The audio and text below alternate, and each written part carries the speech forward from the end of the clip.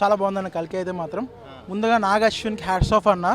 సినిమాకి 100 మార్కులు ఎవరికి ఇవ్వాలంటే ఫస్ట్ నాగ్ అశ్విన్కి ఇవ్వాలి. నాగ్ అశ్విన్ లేకపోతే కల్కి లేనే లేదు. నాగ్ అశ్విన్ కూడా మైథాలజీ కాన్సెప్ట్ని అండ్ ఇంకా మనకి సైంటిఫిక్ మూవీ కానీ ఈ ఇప్పుడు ప్రజెంట్ జనరేషన్లో కాదు ఫ్యూచర్కి తీసుకెళ్ళి మళ్ళీ కనెక్ట్ చేశారు. ఆ ఐడియాకి hats off.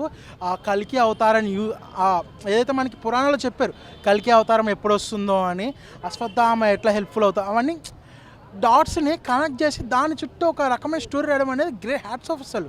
And first half చూసుకుంటే కనుక మనకి ఏంటంటే స్లోగా స్టార్ట్ అవుతుంది మూవీ. స్టోరీ బిల్డింగ్ కోసము స్టోరీ కనెక్ట్ అవ్వడానికి చాలా మెల్లిగా స్లోగా తీసుకెళ్తూ ఉంటాడు. బట్ మధ్యలో ప్రభాస్ హ్యూమర్ టచ్ కానీ అండ్ ప్రభాస్ బుజ్జి బాండింగ్ కానీ చాలా బాగా చూపిస్తాడు. అండ్ ఇంటర్వెల్ షార్ట్స్ అయితే చాలా బాగుంటాయి.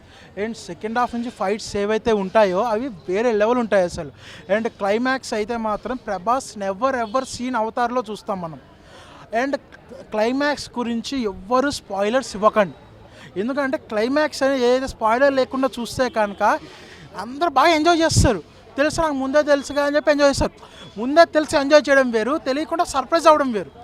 సో ఆ సర్ప్రైజ్ అనేది వారమైనా 10 రోజులైనా ఎవ్వరు రివీల్ చేయకండి. ఇట్స్ ఏ గ్రేట్ సర్ప్రైజ్ అవుతారు. అండ్ అంటే ఒక మెట్టు ఎక్కేసాడు రాజమౌళి కూడా, ఒక మెట్టు ఎక్కేసాడు నాగ్ అశ్విన్ అసలు.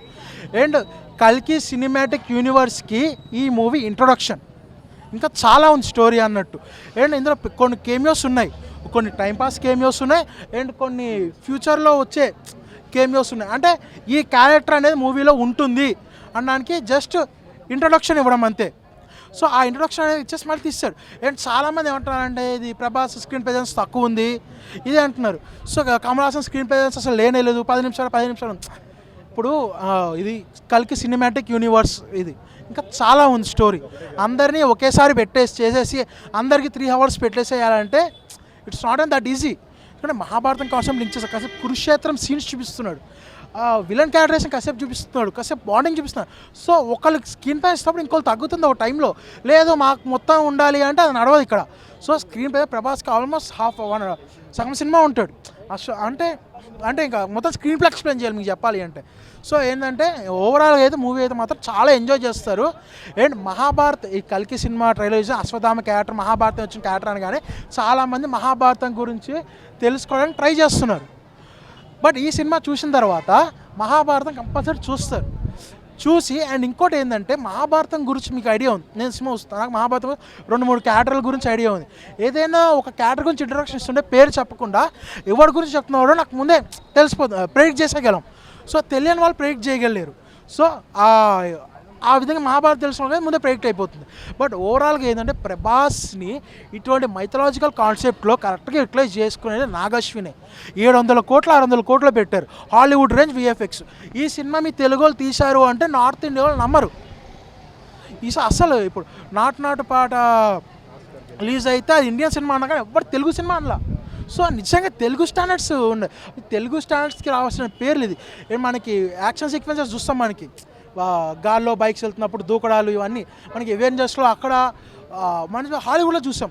ఆ స్టఫ్ అంతా మన తెలుగు వాళ్ళు కూడా తీయగలరు, మన తెలుగు అంత సత్తా ఉందని చూపించారు. అసలు నాగ్ అశ్విని నమ్మి డబ్బుకి వెనకాడకుండా నా అశ్వినితో ఎంత పెట్టాలో అంత పెట్టేశారు.